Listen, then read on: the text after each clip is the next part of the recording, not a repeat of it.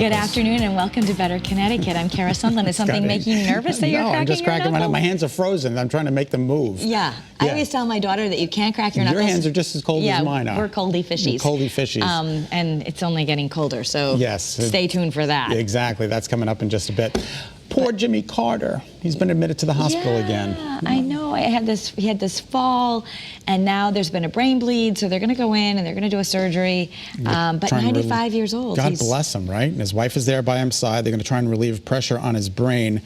This procedure is was supposed to take place this morning, so we're just going to have to wait and see what happens. But we're keeping good thoughts for Jimmy Carter. He's the oldest living president. Oldest living president. 95, right? It's pretty incredible. God bless. He had a few falls, and people kept worrying. Right, and then, right. And he went right back to Habitat for Humanity, and then all of a sudden he's back in the hospital. He's a survivor. What an inspiration. And then a very thoughtful Jeopardy contestant. This was great. He brought Alex Trebek to tears. You can see this man, Drew Gower. He was playing the game, and clearly Alex Trebek did not know this was going to happen. Right. Should Take a look. Show it? Yeah. Let's take a look at your response. Did you come up with the right one? No? What is "We love you" out? That's very kind of you. Thank you. Costs you $19.95.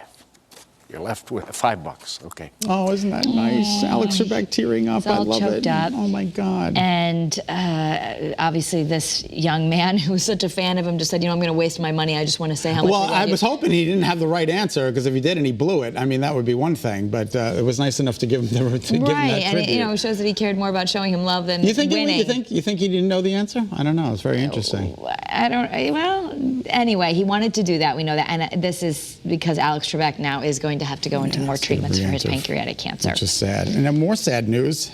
Yeah, heart-wrenching loss for Alec Baldwin's family. You've been following on social media. Hilaria Baldwin announced on Instagram that she was having her baby, and now she announced just Monday that she suffered a miscarriage. It's her second one this year. Now, you said that she announced it a little bit earlier.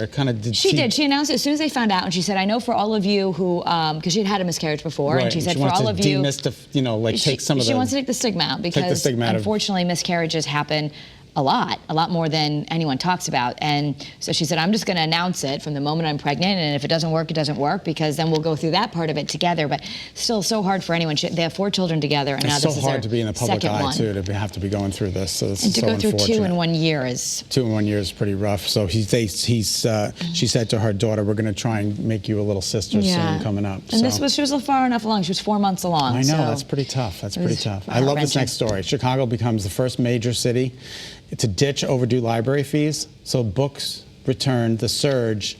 People have returned the books 240% more than they were returning them. Isn't that great? You get rid of the fee and everybody returns their books. I mean, I think everyone should do it, right? This is a perfect example that people have the books, they're like, "I want to take it back, but if I take it back, I have to pay the fine." Right, I got to pay more than the book is worth. I don't have money right now. Okay, so they took the fines away. They don't have that in Chicago anymore, and now all the books came back. You know what's so funny? As I just thought of this, let's say you got a $16.99 book, and you've had it for 3 years. The fines are going to be way more than $16.99. No, sometimes you see the fines in the library. So you go out and buy a new book, and then you just drop it off and return it. I don't know if that would work.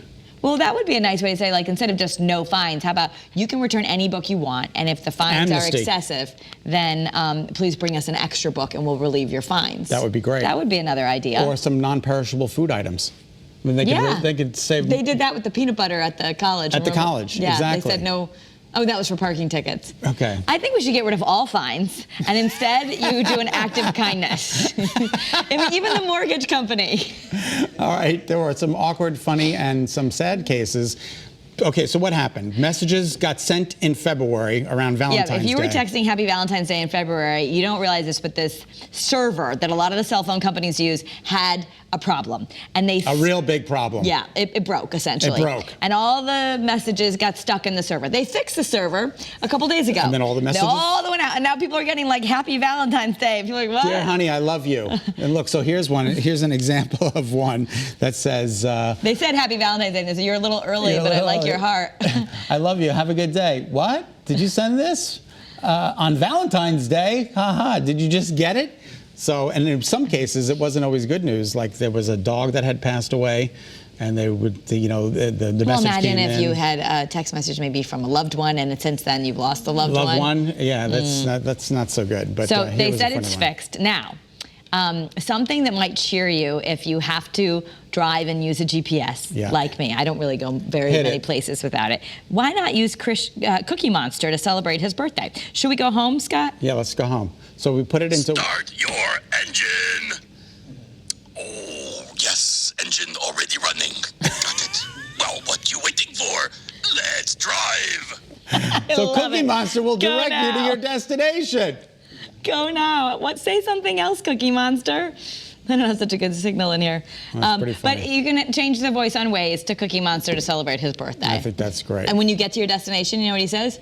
We got to your destination. Time to have a cookie. Yum, yum, yum, yum.